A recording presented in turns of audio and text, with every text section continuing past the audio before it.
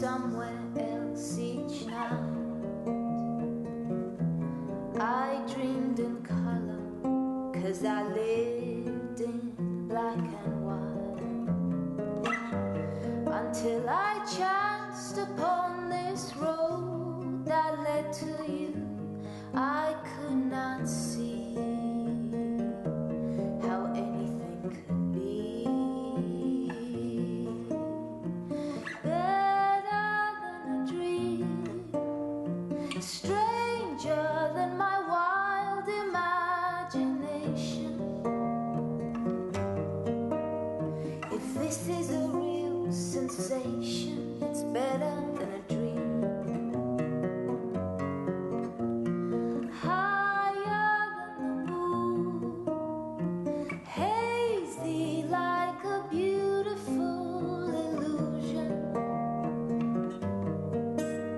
Crazy and in confusion, and better than a dream.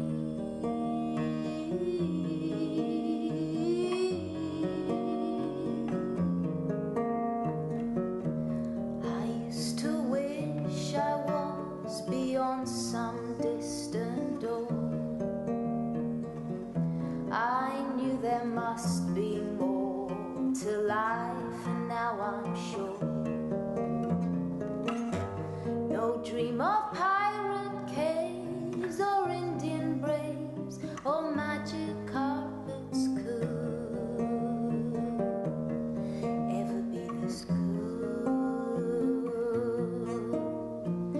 Better than a dream, stranger than my wild imagination. If this is a real sensation, it's better than a dream. Higher than the moon, hazy like a beautiful illusion, crazy and in confusion, and better than a dream.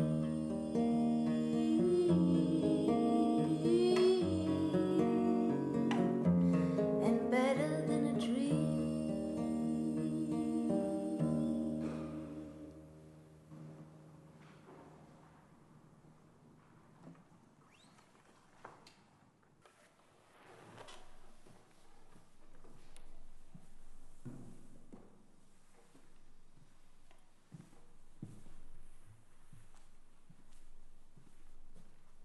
Hello, TEDxTbilisi. I'm Katie Melua, and I'm going to talk about dreams. Now, do you all remember Pretty Woman, the film with Julia Roberts in it? Well, I remember this film so distinctly because the very first time I watched it, I was 7 years old, and it was in Georgia, and it was 1991. So, as you all know, there were quite troubled times in Georgia. We didn't always have electricity, we didn't always have hot water. And there was this one scene in the film where Julia Roberts is in this incredible, hot, bubbly bath.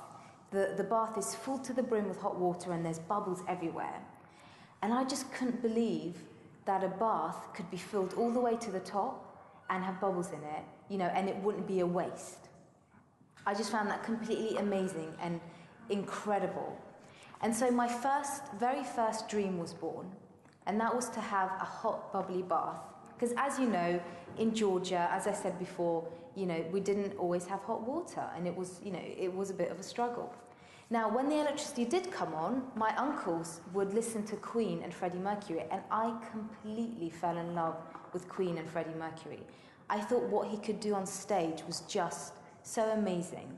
I was completely entranced by the songs. I found them beautiful and exciting and just totally lovable. And so my second dream was born, and that was to be on stage singing in front of thousands of people instead of a few broken old Barbie dolls.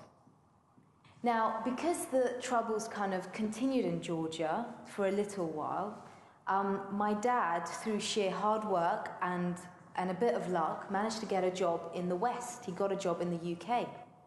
And that was so exciting because I thought, okay, here I come, the West, you know, get the stages ready for me, the performance stages ready for me.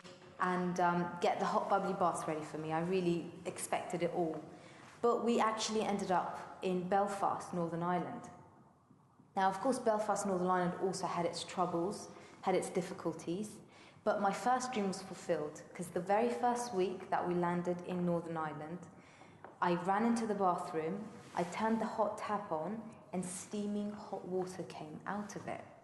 And I looked at my mum and I said, "Mum, can I fill it to the top?" And she said, "Absolutely." So we filled it to the top, and that moment when I first got into my first hot steaming bath felt like a miracle. That was pretty much as amazing, if not a little bit better, than fast forward 19 years, and there I am on stage with Brian May and Roger Taylor from Queen, and singing in front of Nelson Mandela. And those moments were just incredible and magical, and I will never forget them.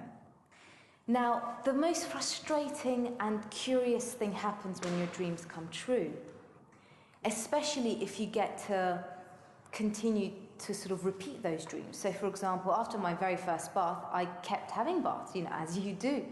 And after my incredible concert with Queen, I kept doing concerts, not with Queen and not in front of Nelson Mandela, so that made it extra special. But the annoying thing is you get used to these dreams. You get used to these things that once were dreams and then become reality. And I'm sad to say that you end up taking them for granted. However, there is one thing that I hope I never will, and so far I haven't taken for granted, and that is the power of music. The magic that it holds and that it can do, I think, is phenomenal. And I'd like to share one story where I got a phone call. This is an example of where music can take you. I got a phone call one day, and it was my manager. And he told me that he'd been contacted by a Norwegian gentleman who worked on a gas platform out in the North Sea, and had wondered if I would be willing to do a concert at the bottom of the ocean. And I couldn't believe it. I said yes straight away. And after some serious safety and security training, I was on a helicopter crossing the North Sea, and I got to the gas rig, and I had to do this gig. And I've never done a gig where it took 10 minutes to go down to the very bottom. I played in front of about 40 gas workers. They were in their orange suits, and it was just incredible. So, that just shows you where music can take you. Now, a lot of people have asked me why I decided to do that gig. And the truth is because I absolutely love adventures. And my love of adventure started again back in Georgia, where again I'm going back to the lack of electricity. And what the feeling that I will never forget is every night the lights would go out, and knowing that at any moment they could come back on. So every little hour you were wondering, is it going to be now? Is it going to be now? Is it going to be now? It was like knowing you were going to win the lottery, but just a case of when. So that kind of extreme way of living really instilled it in me. Now, I do love coming back to Georgia and going back to Georgia, and I find it incredible at how things have improved. The lights are on, I can have hot baths in Georgia, so it's just absolutely amazing. Going back to this idea of adventures, nothing gives me the sense of adventure like a great song does. Because I don't know, I can't put it into words, but sometimes some songs taste so good. They almost taste as good as Georgian red wine. And I'd like to finish now by making a toast. As you know, this is an incredible tradition in Georgia. I think it's just an excuse to drink a bit more, but I would like to finish with a toast. And this is a toast to dreams. Gaumarjos otsnebas.